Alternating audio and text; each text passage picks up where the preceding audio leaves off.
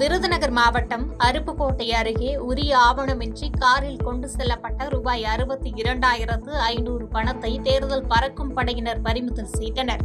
மேலும் 50,000 ரூபாய்க்கு மேல் ஆவணமின்றி பணம் கொண்டு செல்லக்கூடாது என்று பொதுமக்களுக்கு அறிவுறுத்தினர்.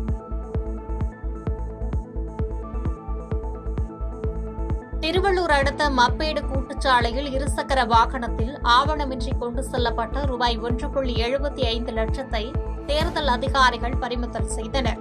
அந்த பணம் கருவூலத்தில் ஒப்படைக்கப்பட்ட நிலையில் உரிய ஆவணங்களை சமர்ப்பித்து பெற்றுக்கொள்ள அறிவுறுத்தப்பட்டது. திருவள்ளூர் அருகே கடம்பத்தூரில் சிகிச்சைக்காக உரிமையாளர் வெளியே சென்றிருந்த நிலையில் வீட்டின் பூட்டை உடைத்து 7 சவரன் தங்க நகை மற்றும் பணத்தை மர்ம நபர்கள் திருடிச் சென்றுள்ளனர். இதுகுறித்த புகாரின் பேரில் கடம்பத்தூர் போலீசார் வழக்கு பதிவு செய்து விசாரணை நடத்தி வருகின்றனர். கடலூர் மாவட்டம் புவனகிரியில் ரம்ஜான் தொழுகையின் போது தமிழக வெற்றிக் கழக வேட்பாளர் மகாலிங்கம் விசில் சின்னத்திற்கு ஆதரவு திரட்டினார். முக்கிய கட்சிகள் இன்னும் வேட்பாளர்களை அறிவிக்காத நிலையில் இவர் தீவிரமாக பிரச்சாரத்தை தொடங்கியுள்ளார். நாமக்கல் மாவட்டம் திட்டமேடு கிராமத்தில் மயான ஆக்கிரமிப்பை அகற்றாத மாவட்ட நிர்வாகத்தை கண்டித்து பொதுமக்கள் வீடுகளில் கருப்பு கொடி கட்டினர்.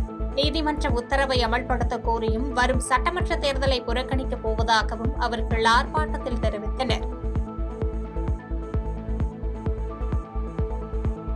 அரியலூர் மாவட்டம் ஜெயங்கொண்டம் தொகுதிக்கு உட்பட்ட சரிபார்க்கப்பட்ட மின்னணு வாக்குப்பதிவு இயந்திரங்கள் உடையார்பாளையம் வருவாய் கோட்டாட்சியர் அலுவலகத்திற்கு கொண்டுவரப்பட்டன.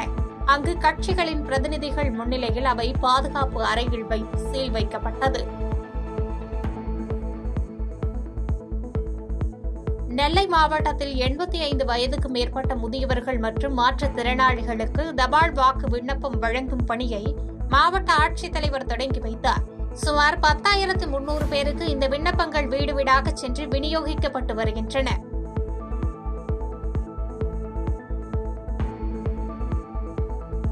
ரம்ஜான் பண்டிகை மற்றும் பங்குனி விரதம் காரணமாக சேலம் மாவட்டம் ஓமலூர் ஆட்டுச்சந்தையில் இறைச்சி ஆடுகளின் விற்பனை பெருமளவு சரிந்தது.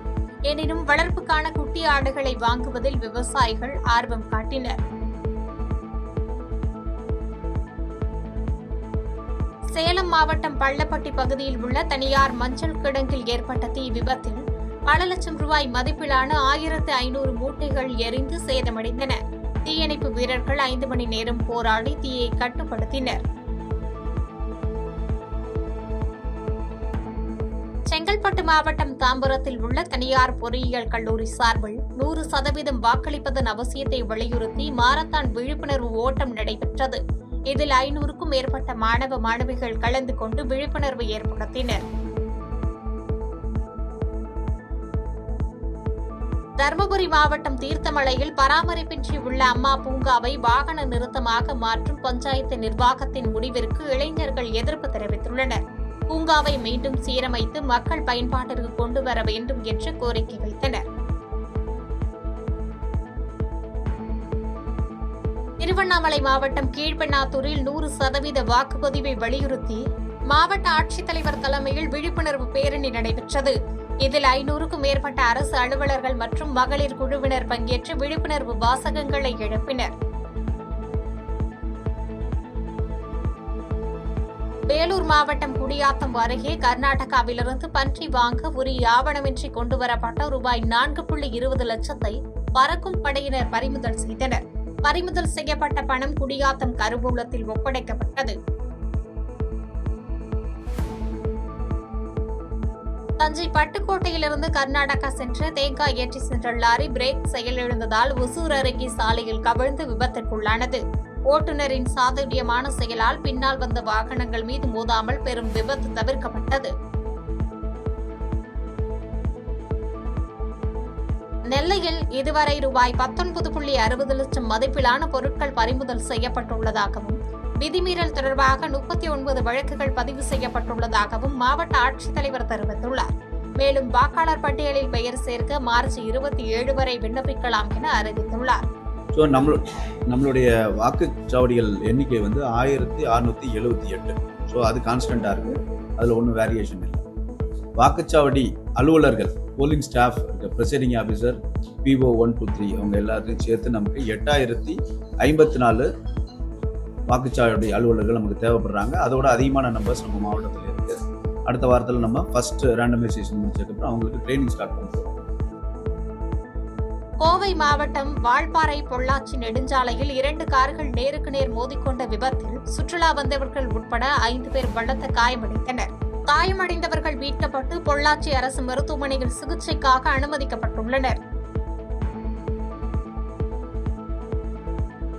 நீலகிரி மாவட்டம் கோத்தகிரியில் மத்திய அமைச்சர் எல் முருகன் பாஜக மற்றும் அதிமுக கூட்டணி கட்சி நிர்வாகிகளுடன் தேர்தல் களப்பணிகள் குறித்து ஆலோசனை நடத்தினார். சட்டமன்ற தொகுதிகளில் கூட்டணி வேட்பாளர்களின் வெற்றிக்காக அனைவரும் ஒருங்கிணைந்து செயல்பட வேண்டும் என்று அவர் வலியுறுத்தினார். மதுரை கப்பலூரில் உள்ள சுந்தர் டயர்ஸ் நிறுவனத்தை நிலுவையில் உள்ள வழக்கையும் மீறி வங்கி ஊழியர்கள் ஜப்தி செய்ய முயன்றதால் கடும் வாக்குவாதம் ஏற்பட்டது. இரு தரப்பினரிடையே ஏற்பட்ட மோதல் சூழலை அடுத்து போலீசார் தலையிட்டு விசாரணை நடத்தி வருகின்றனர். செய்திகளை உடனுக்குடன் தெரிந்து கொள்ள கீழ்கண்ட கேபிள் மற்றும் DTH நெட்வொர்க்குகளில் எம்நாடு செய்தி தொலைக்காட்சியை காணுங்கள். பாதகம் செய்பவரை கண்டால் நாம் பயம் கொள்ளலாகாது பாப்பா. மோதி மிதித்துவிடு பாப்பா, அவர் முகத்தில் உமிழ்ந்துவிடு பாப்பா. அண்மை செய்திகளை உடனுக்குடன் தெரிந்து கொள்ள இணைந்திருங்கள் எம்நாடு தொலைக்காட்சியுடன்.